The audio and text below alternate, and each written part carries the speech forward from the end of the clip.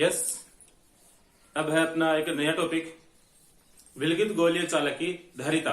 यदि आपके पास में कोई चालक है, वो चालक क्या है, गोले के रूप में है, गोले के रूप में गोलाकार है, तो किसी गोलाकार चालक की धारिता कितनी होगी, उसकी धारिता किस पर निर्भर करेगी, उसके लिए हमें एक छोटा सा डेरिवेशन करना है। बहुत ही छोटा वीडियो है और सिंपल भी है, ठीक है। इसके लिए हम सीधी बात ही करते हैं। माना कैपिटल आर त्रिज्या का एक चालक गोला है जिसको कैपिटल क्यू आवेश दिया जाता है, ठीक है। तो बनाए आप चालक गोला, इसकी त्रिज्या कितनी है, कैपिटल आर, इसको आवेश दिया जाता है, तो इस पर आवेश भी रिप्रेजेंट करें। आवेश कितना दिया जाता है, कैपिटल क्यू आवेश दिया जाता है। दूसरी बात है, चालक है तो चालक के भीतर आवेश उपस्थित नहीं रहेगा, इसके बाह्य पृष्ठ पर एक समान रूप से फैल जाएगा, ठीक है। इस बात का भी आप ध्यान रखें, किसी चालक को दिया गया आवेश है उसके बाह्य पृष्ठ पर एक समान रूप से इस प्रकार से वितरित हो जाता है। इस प्रकार की हमारे पास में एक संरचना है। अब हम ये चेक करना चाहते हैं कि इसकी धारिता कितनी है, इसकी धारिता हमें पता करनी है। दूसरी बात यह है कि आपको एक चैप्टर नंबर 3 में एक फॉर्मूला है कि किसी चालक गोले के कारण उसका विद्युत विभव कितना है, और वो भी उसके स्तर पर, ठीक है।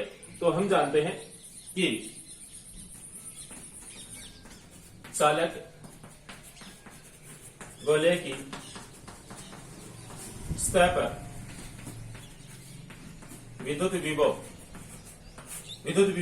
V is equal to KQ upon R।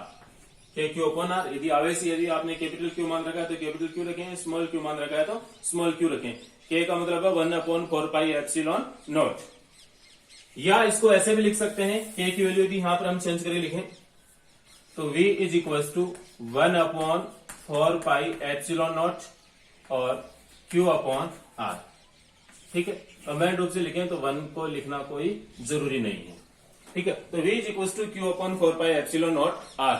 यह फॉर्मूला चैप्टर नंबर 3 में आपने देखा था कि किसी चालक गोले की सतह पर विद्युत विभव का मान कितना होता है, इतना होता है। इसको आप इक्वेशन डाल दीजिए 1। परंतु चालक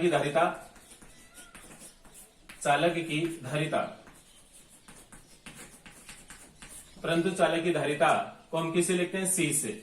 यहां पर देखें एक मिनट, इससे पहले वाले वीडियो में आपने फॉर्मूला लिखा था C is equal to Q upon V, चालक की धारिता का फॉर्मूला ये आया था। बट यहां पर आपने आवेश क्या मान रखा है, कैपिटल क्यू, तो कैपिटल क्यू लिख दीजिए, उसी को फर्क नहीं पड़ेगा। तो Q अपॉन V, इक्वेशन 2। समीकरण 2 में समीकरण 1 से मान रखने पर,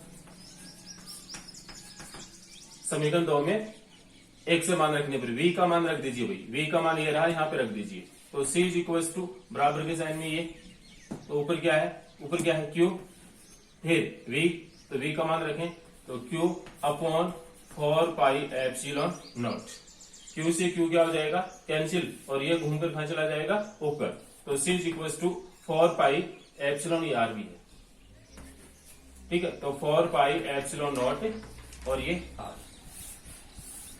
इस प्रकार से। तो ये क्या है, किसी चालक गोले की क्या है, धारिता, C का फॉर्मूला है, आपको डायरेक्ट याद रखना है। यहाँ पे जो R है क्या है, गोले की त्रिज्या। तो यहाँ पर जो धारिता है C, ये किस पर निर्भर कर रही है, चालक गोले की त्रिज्या पर निर्भर कर रही है। यदि इसकी हम त्रिज्या यदि बढ़ा देते हैं तो उसकी धारिता भी क्या हो जाती है, बढ़ जाती है। ये चीज आपको ध्यान में रखनी है। फिर यदि आपका जो ये चालक गोला है, अगर इसको हम मान रहे हैं हवा या निर्वात में उपस्थित मान रहे हैं, यदि इस चालक गोले के चारों ओर हम कोई अन्य माध्यम उपस्थित करवाते हैं, तब अन्य माध्यम उपस्थित करवाने पर तब इसकी धारिता कितनी होगी वो देखें आप। यदि चालक गोला एप्सिलॉन आर परावैद्युतांक वाले माध्यम में उपस्थित है तो, इस माध्यम में उपस्थित है तो, उपस्थित होने से जो माध्यम की विद्युतशीलता है एप्सिलॉन इज इक्वल टू क्या होता है, एप्सिलॉन नॉट एप्सिलॉन आर। जब हम परावैद्युतांक या विद्युतशीलता के बारे में पढ़ रहे थे चैप्टर नंबर 1 में एक आपने ये फॉर्मूला देखा था, तब यहां पर जो एप्सिलॉन नॉट है इसकी जगह फॉर्मूला कौन सा आएगा, ये आएगा। इसको आप इक्वेशन डाल दीजिए 3। अतः समीकरण 3 से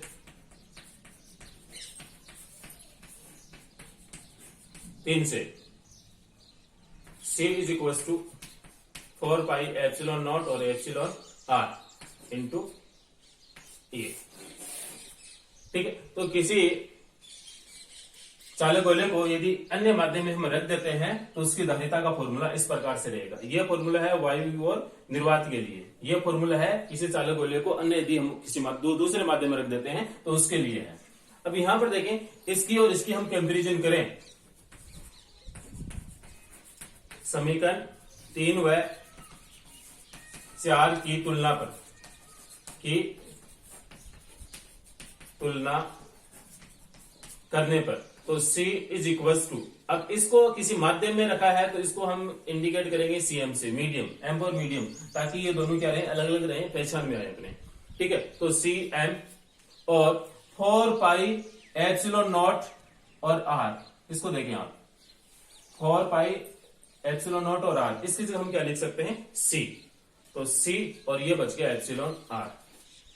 एक चीज बताएं आप कि जैसे ये चालक आपका चालक गोला है,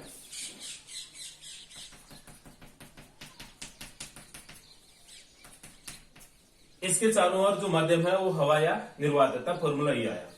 अब इसके चारों ओर कोई हम अन्य माध्यम भर देते हैं, इस गोले को मान लीजिए हम तेल में रख देते हैं या पानी में रख देते हैं। ठीक है, तो अब इसकी धारिता है वो बढ़ेगी या घटेगी, तो हम इस इक्वेशन को देखेंगे। तो इस इक्वेशन से पता चल रहा है कि अब जो इसकी जो धारिता है, अब जो इसकी धारिता CM है, इसका मान जो पहले धारिता थी इसकी एप्सिलॉन R गुना इंक्रीज हो गई, बढ़ गई। अतः स्पष्ट है कि किसी चालक गोले को किसी अन्य माध्यम में रख देने पर उसकी वायु की तुलना में उसकी जो धारिता है एप्सिलॉन R गुना बढ़ जाती है। एप्सिलॉन R क्या है, यहाँ पर जो हम पानी है तो पानी के लिए एप्सिलॉन R का मान कितना होता है, H आसु जल के लिए कितना होता है 81। ठीक है, अन्य कोई मोम है तो मोम, अन्य पदार्थ मोम है तो उसके लिए अलग होता है, कोई कांच रख दिया यहाँ पर, अन्य और कोई पदार्थ दिया तो सबके लिए क्या होता है, अलग अलग होता है। लेकिन सबका मान वायु और निर्वात की तुलना में क्या होता है, इनका ज्यादा होता है। यानी कि वायु और निर्वात का हम सामान्यतः कितना मानते हैं, 1 मानते हैं, और बाकी जितने भी माध्यम है उन सब का मान 1 से कुछ ज्यादा ही होगा। अतः 1 से इसको मल्टीप्लाई करेंगे तो CM का मान क्या आएगा, आपके पास में कुछ ज्यादा ही आएगा। बात एक ही है कि कोई अन्य माध्यम उपस्थित हो तब उस चालक की धारिता कुछ बढ़ जाती है। कितना गुना बढ़ जाती है, एप्सिलॉन R गुना बढ़ जाती है। एप्सिलॉन R क्या है, यहाँ पर उस माध्यम का परावैद्युतांक है। ठीक है, ये बात आपको समझ में आ जानी चाहिए। अब इसका एक आप स्क्रीनशॉट ले लीजिए ताकि इसको आप अच्छे से इसको नोट कर सकें। ठीक है, थैंक यू। वही काम लाइक करना है, सब्सक्राइब करना है, यदि नहीं किया तो सब्सक्राइब करना है, और वीडियो को ज्यादा से ज्यादा शेयर भी करना है, अपने दोस्तों को भी बताना है। Thank you.